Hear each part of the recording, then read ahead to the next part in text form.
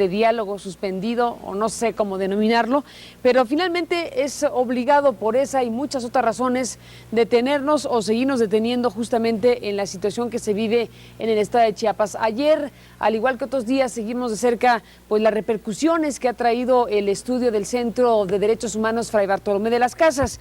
Le vamos a presentar a continuación la segunda parte de la entrevista que ayer iniciamos en vivo y que hoy le presentamos ya grabada con don Raúl Vera, hoy obispo de Saltillo, antes obispo de San Cristóbal, coadjutor de Samuel Ruiz, y con Michael Chamberlain, coordinador del Centro de Derechos Humanos Fray Bartolomé de las Casas, además de una muy interesante entrevista, igualmente ayer por la noche, con Rodolfo Stavenhagen. Él es el relator especial de Derechos Humanos de los Pueblos Indígenas para la ONU, para la Organización de Naciones Unidas. Esta es la edición que hemos hecho de los mejores momentos de la conversación, grabada ayer ya tarde, muy tarde, en el canal 52.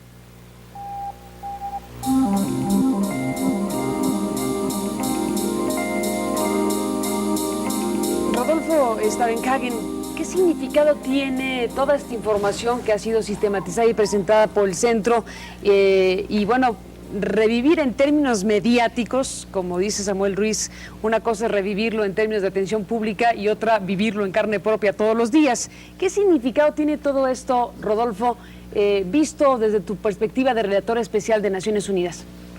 Bueno, Carmen, esto es sumamente importante porque con el paso del tiempo ya los medios se habían ocupado poco del asunto. Ahora, como ha dicho Michael y como sabemos, el propio Centro Fray Bartolomé nos ha dicho, no es información demasiado nueva en este momento porque son cosas que han sido denunciadas ya desde hace algunos años, pero a las cuales no se le había dado el seguimiento que se le tiene que dar. Por eso es tan importante la publicación ahora mismo de estas nuevas informaciones que pues van fortaleciendo algo que ya se sabía desde hace varios años, porque a pesar de que las autoridades, tanto del gobierno anterior como del actual, han negado insistentemente la existencia de grupos paramilitares, o en todo caso llamándolos pues grupos de civiles armados, es cierto de que toda la evidencia y todos los testimonios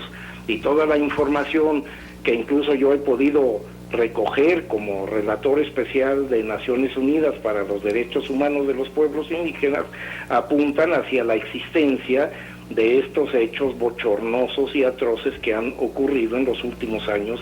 Este llamado de atención ahora pues nos debe conducir a que se reabra una investigación a fondo para no solo para desmantelar definitivamente aquellos grupos o restos de grupos que todavía existen, sino también para castigar y sancionar a las autoridades de todos los niveles que permitieron que esto sucediera.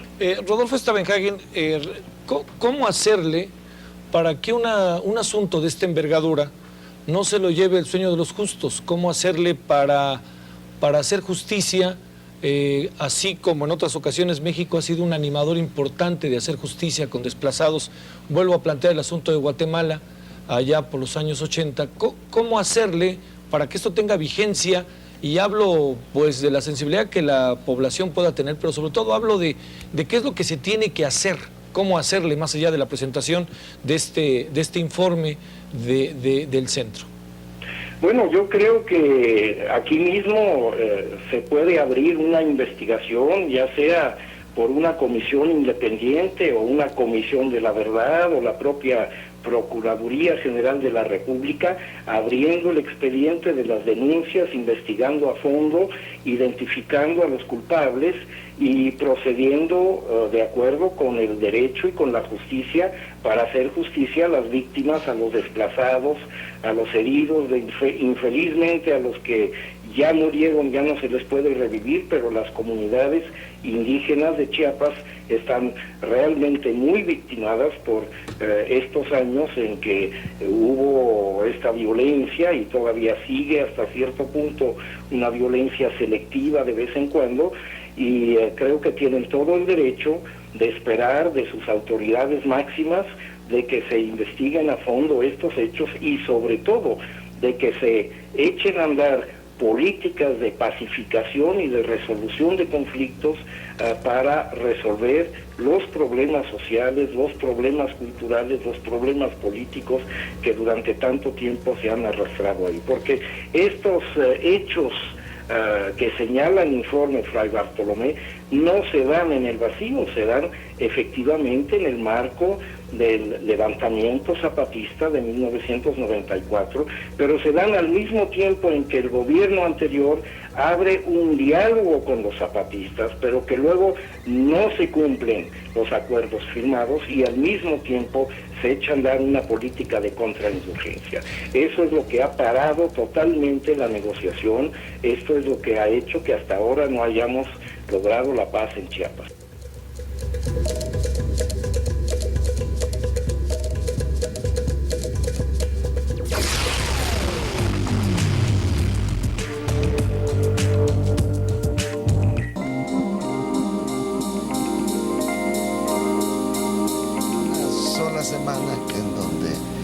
Donde don Samuel y yo empezábamos una visita precisamente en una zona de paramilitares, el primer día que se nos hizo tarde porque el párroco nos había advertido, estamos muy cerca de Crucero, que era una comunidad de paramilitares, porque hay que decir que los que se quedaban en una comunidad de paramilitares tenían que aceptar entrar al grupo de paramilitares, de lo contrario tenían que salir. En esa ocasión nosotros teníamos en Jornopá, Guadalupe, muy cerca de Crucero, una confirmaciones.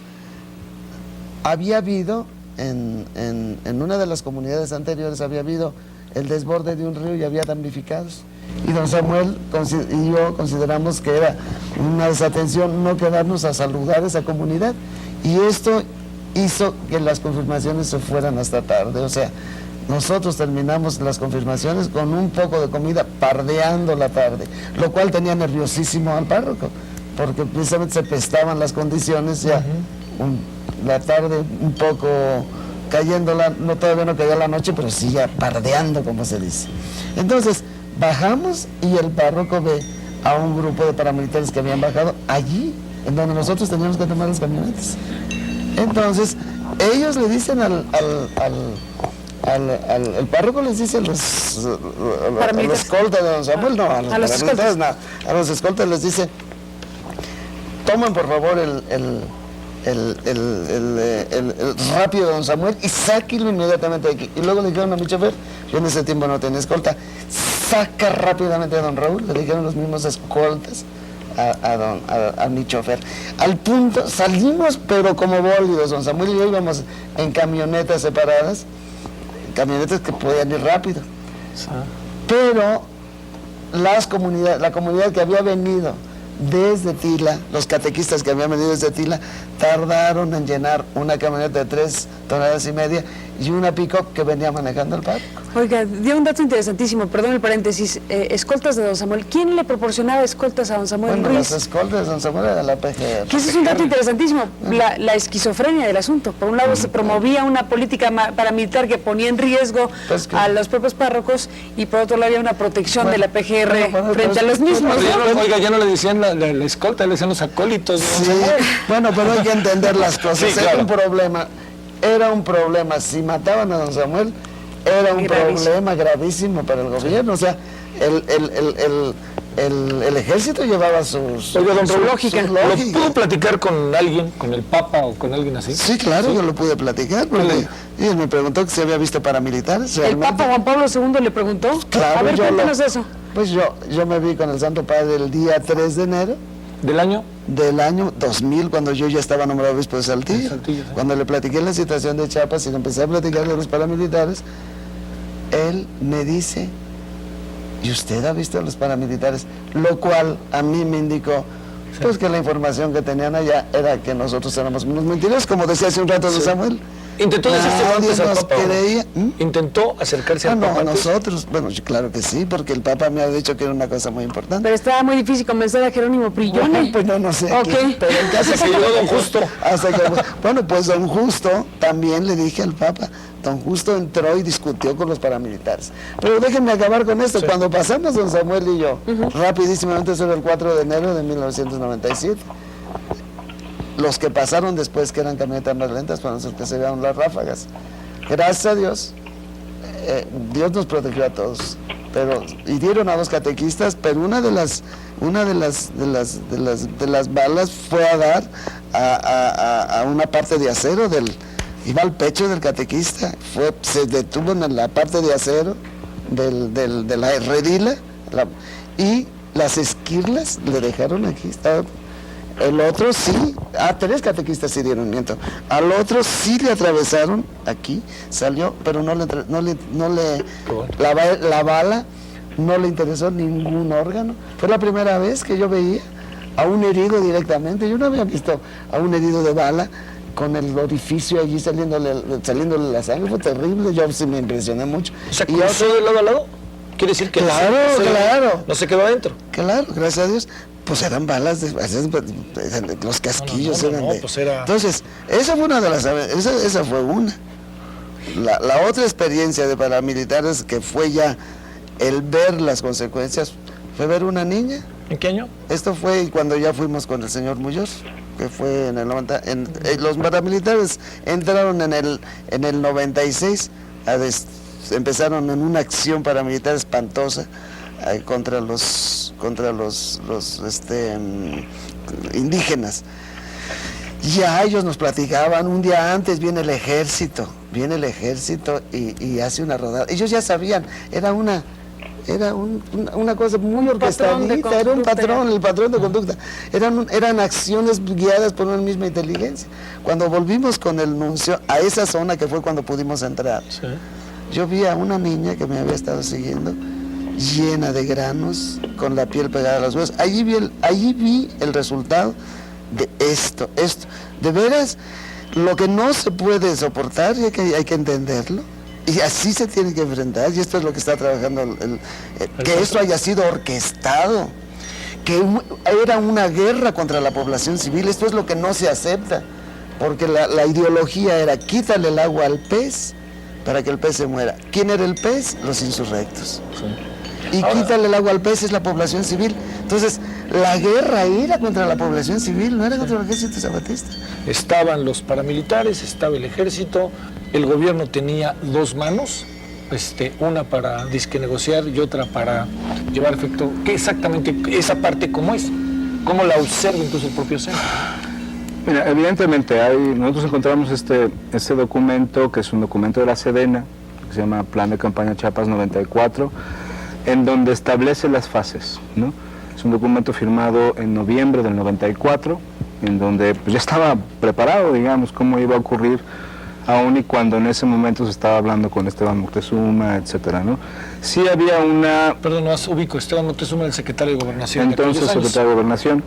Pero sí, eso se fue orquestando y se buscó el momento adecuado y el pretexto adecuado para echarlo a andar, que fue cuando anunciaron que habían encontrado arsenal en Yanga, Veracruz y en algunos otros lados, ¿no? Este plan lo que dice es efectivamente eso, del lado este, hacia las Cañadas, la idea es acabar con los combatientes zapatistas y eventualmente tomar a la comandancia del ZLN. Y del lado oeste, que es precisamente esta zona de la que estamos hablando, zona norte y zona altos, donde está Acteal, donde está Paz y Justicia, población civil. Entonces, lo que llaman, es la interpretación que hace el ejército de una organización maoísta, ¿verdad? En donde dicen, bueno, si es una organización maoísta, el ZLN seguro tiene organización de masas, ¿no? Muy doctrinariamente.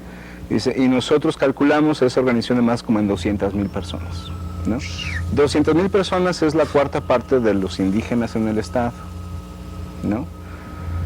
Las víctimas todas son indígenas, o choles o xochiles en esta región, además de los celtales en la otra región. Y también dice el plan que para poder hacer esto en esta zona en particular va a ser importante la participación de la policía, de seguridad pública y la formación de grupos paramilitares. Entonces, nosotros leyendo este documento con los datos que tenemos, ¿no? Es decir, en estas zonas donde se dan 10,000 de los 12,000 desplazados, en estas zonas donde se registra el mayor número de ataques en contra de de catequistas, de gente de la iglesia, donde ocurren las emboscadas, donde ocurre la masacre de Acteal. Es decir, es esta zona en donde necesariamente estaba, como leemos los datos, planeado un ataque de este tipo para quitarle el apoyo posible al EZLN. Y es hoy uno de los lugares en donde está mayormente militarizado. Es muy importante que los mexicanos tengamos la garantía de que realmente estamos caminando a un régimen democrático, a un México distinto. No es justo, no es humano, no es legal, no es comprensible que con los bienes de la nación para mantener un ejército como el que se ha mantenido por años en Chiapas, además como las condiciones de guerra son dobles sueldos, etcétera, sea para destruir a los mexicanos. Y luego también la guerra sucia. No es justo que el mismo ejército haya armado civiles, haya creado toda una estrategia con una mentalidad haya militar, adiestrado, ¿no? se haya puesto en combinación con la policía estatal. Esto no es justo. ¿Cómo vamos a permitir los mexicanos que seamos tratados así? Esas tácticas son las que se usaron en Centroamérica. Sí, claro. Entonces, oigan, ¿qué derecho hay que un régimen al que le pagamos nosotros haga esto? Además, todos los crímenes que se hicieron con los indígenas están tipificados como crímenes de lesa humanidad. Esto es algo que tiene que salir. Nosotros nos dábamos cuenta la manera inhumana como estaban viviendo los desplazados, las desapariciones, las ejecuciones, las muertes. Yo quisiera, Javier, cerrar esto planteando lo siguiente: si alguien duda de la palabra de los adultos, que de pronto hay razones para ello, nos tendríamos que quedar y cerrar esta conversación con la mirada de los niños. Vamos a presentar a continuación algunos dibujos.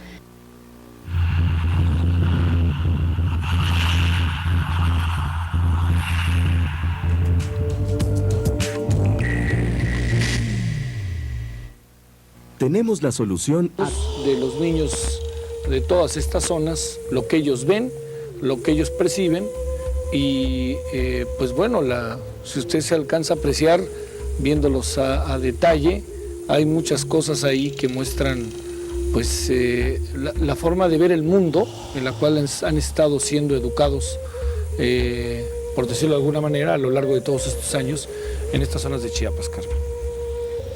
Pues son incontrovertibles estos dibujos. Evidentemente son dibujos hechos a lo largo de los últimos años. Se puede ver ahí la fecha, mayo del 2001, otras fechas, y es lo que ha pasado en estos 10 años.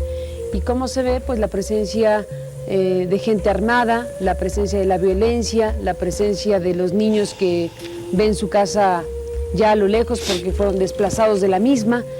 Y lo dejamos con estas imágenes que pues son sobrecogedoras por lo que reflejan, por lo que representan, y qué es lo que ha vivido Chiapas en los últimos años y que sigue viviendo.